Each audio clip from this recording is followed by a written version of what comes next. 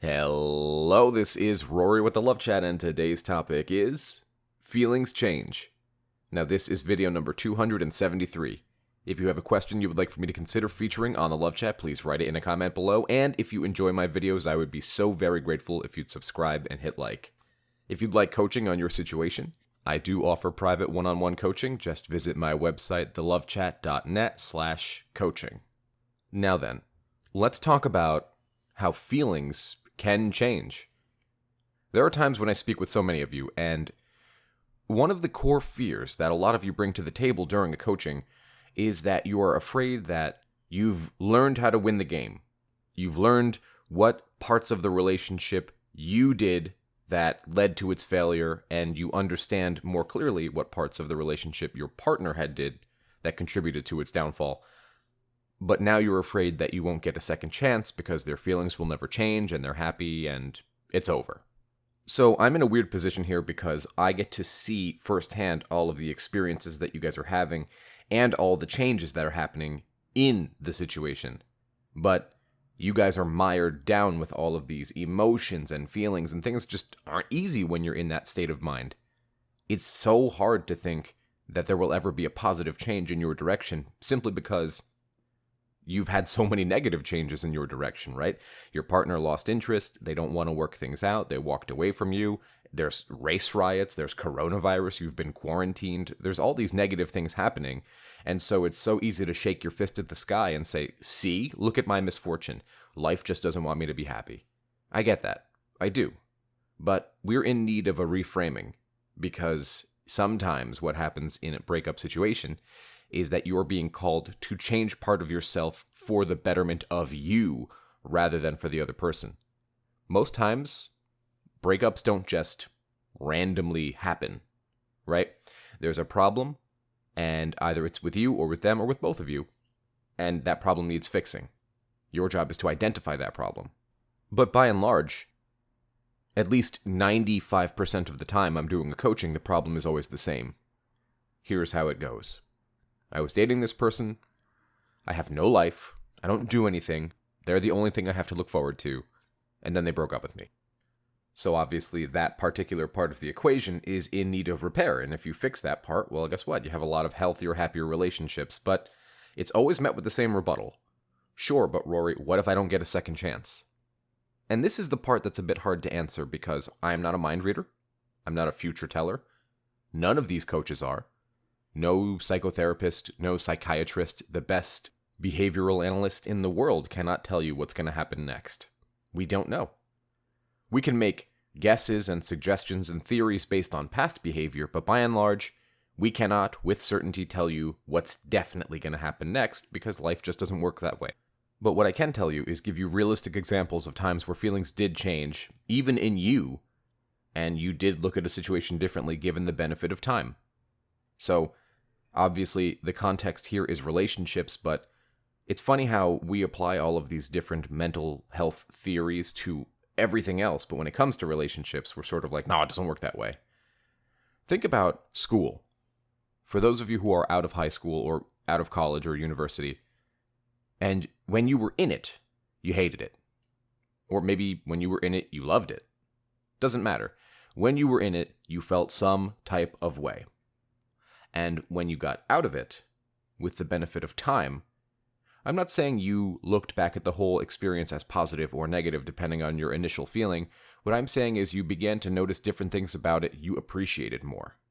For example, when I was in college, the workload drove me crazy, and I was not having a good time of it. But I've been away from college or any sort of university for years now, and I always look back and regret one thing. I regret that I didn't spend more time with friends. I regret that I didn't make bigger use of the community I had. And that's one of the main things I miss about university. The community. Now it's hard because if you want friends, guess what? You gotta go out and you gotta go make them. So I feel differently now that I have the experience of time and seeing what the other side of the fence, so to speak, the other greener pastures, had to show me. But the only reason I'm able to look at it this way now and say, yeah, you know what, when I was in it, I didn't like it, but now that I don't have it, I'm like, shit. The whole reason I'm bringing this up is just to illustrate the fact that feelings do change. I gave you one example, but I'm sure you can think of 1,000 different examples. And I hate to break it to you, but it is no different when it comes to romantic love. Simply because we're emotional and we think it's not going to happen, we forget the whole point where we're biased and negatively thinking right now. So of course we don't think it's going to happen. You're going through a breakup. No duh, you're thinking negatively. And speaking of that, if you need additional help with your breakup in terms of mental health therapy, I have partnered with BetterHelp, HELP.com/Rory, RORY. And that is to provide you with mental health counseling during COVID, where many counselors are either too booked up or are not seeing patients in person. So in the event you'd like mental health counseling, different than coaching, just visit betterhelp.com/Rory. But the whole point here is that thinking negatively will bring you more negative thinking.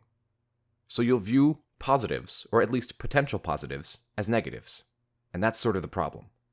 Because if you view everything as negative, you'll treat it more negatively.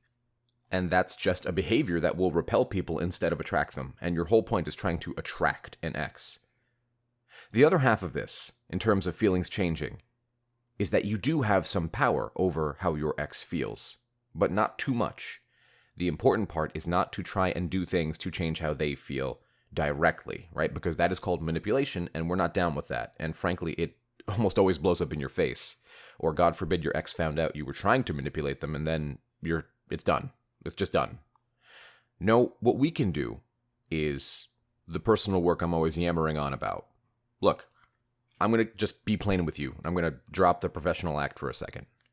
If you look better, if you feel better, if you have more friends, if you have shit to do on Saturday night, you are happier, you have a wider social group, you appear more attractive, you feel more attractive, thus you are more attractive to every human on earth, including your ex.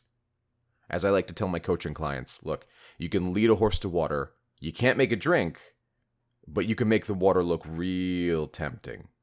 So I guess the whole point of this video, as tangenty as it's become, is really just to illustrate the fact that feelings do change. I've had many of my own personal partners in my life have their feelings change. I have had exes come back. Ones who swore that they never wanted to be with me again, right? And it illustrates the fact that if your whole goal is getting your ex back, why should they want you back?